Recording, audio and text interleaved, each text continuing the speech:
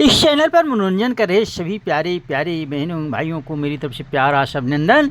ये आपके दोस्त का चैनल है, यूट्यूब चैनल पीके संगीत 1961, जो आप देखते हैं, मनोरंजन करते हैं। तो आपसे ये दोस्त गुजारिश करते रहता है, चैनल को सब्सक्राइब कर दें, वीडियो को हाइप कर दें, कमेंट करें, शेयर करें और पसंद आए तो लाइक करें। तो दोस्तों, ये वीडियो मैं कुछ आपको फिल्मी बातों से भरी हुई, जो फिल्मी गलियारों से यादों के झरोखे से कार्यक्रम के तहत लेकर आया हूँ। तो दोस्तों, कहना ये है कि आप लोग प्यारा सा अभिनंदन दर्ज करते हुए, किसी के पास ऐसी हुनर होती है जो अपने कर्मों और पुरुषार्थ के बल पर तो करता ही है, लेकिन वो भगवान की देन होती है, गॉड गिफ्ट होता है। ऐसी ही आवाज़ का हुनर था हमारे सबसे बड़े महान फिल्म पाश गायक रफ़ी साहब के पास। लेकिन दोस्तों, कुछ लोगों ने उनको बांधने की कोशिश की, उनको रोकने की कोशिश की। मैंने मांग लिया संसार। तो ये बात है 1957 की, जो नया दौर बी.आर. चोपड़ा के द्वारा बनाया गया था। इसमें दिलीप कुमार के साथ वैजयंती माला की अहम भूमिकाएँ थी। गीत को लिखा था शकील बदायूनी ने और संगीत दिया था रविशंकर शर्मा साहब ने, रवि ने।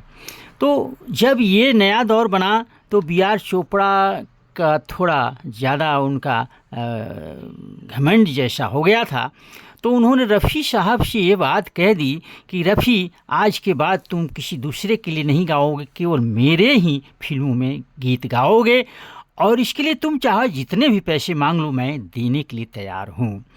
तो दोस्तों, रफ़ी साहब का बड़ा ही शालीनतापूर्वक जवाब था। बोले, चोपड़ा साहब, मैं आवाम की आवाज़ हूँ, सभी की आवाज़ हूँ, इसलिए मैं आपके लिए तो गाऊँगा ही, आपके फिल्म में गाऊँगा, लेकिन दूसरे के लिए भी मैं गाऊँगा। इस पर ये बड़ा खफा हो गए चोपड़ा साहब, गुस्से में बोले कि ठीक है, तो मैं दूसरा रफ़ी पैदा कर लूँगा।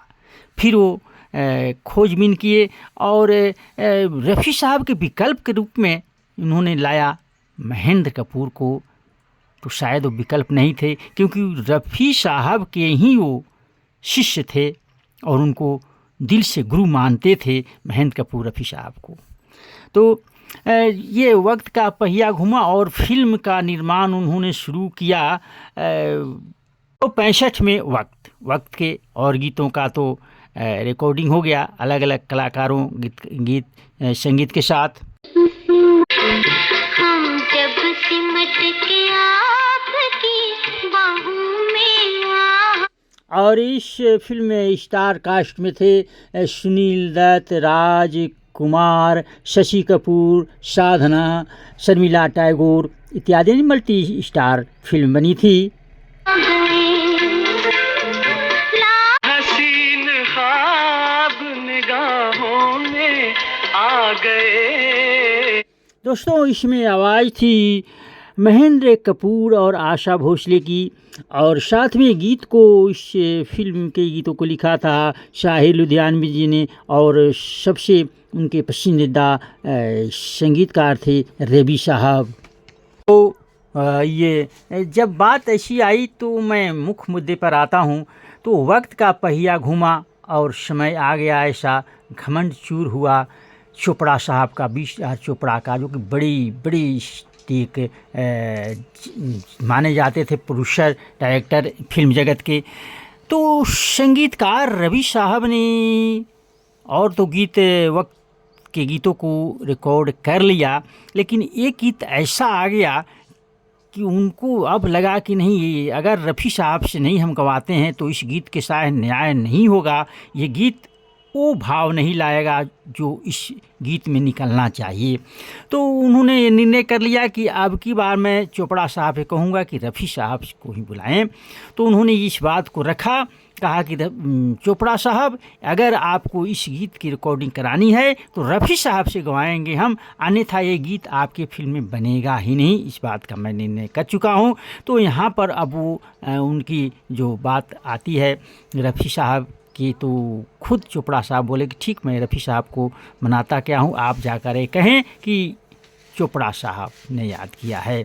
और कुछ पैसे चेक दिए तो रफ़ी साहब ने कहा कि नहीं, मैं कहाँ कब कहा कि नहीं गाऊंगा, मैं गाऊंगा, लेकिन अपनी जो मेरे वाजिब होता है मेहतराना वही मैं लूँगा। और गीत था दोस्तों, दिन और रात वक्त से कल और ये गीत बलराज साहनी और अन्य कलाकारों पर बैकग्राउंड में चलता है जो रफ़ी साहब की आवाज़ में है। आज वक्त की हर शय गुलाम, वक्त का हर शय पे राज। ये कहा गया है इसी गीत में, मेरी प्यारी प्यारी बहनों भाइयों, आदमी को चाहिए वक्त से डर के रहे। इसीलिए कहा जाता है दोस्तों कि वक्त किसको कब कहाँ पहुँचा देगा कोई नहीं जानता, इससे डर के रहना चाहिए। चोपड़ा साहब बातें समझ गए। बस आज का बस इतना ही शेयर करने की अनुमति देता है समय। मैं आपसे अलविदा कहता हूँ, अगले वीडियो तक धन्यवाद।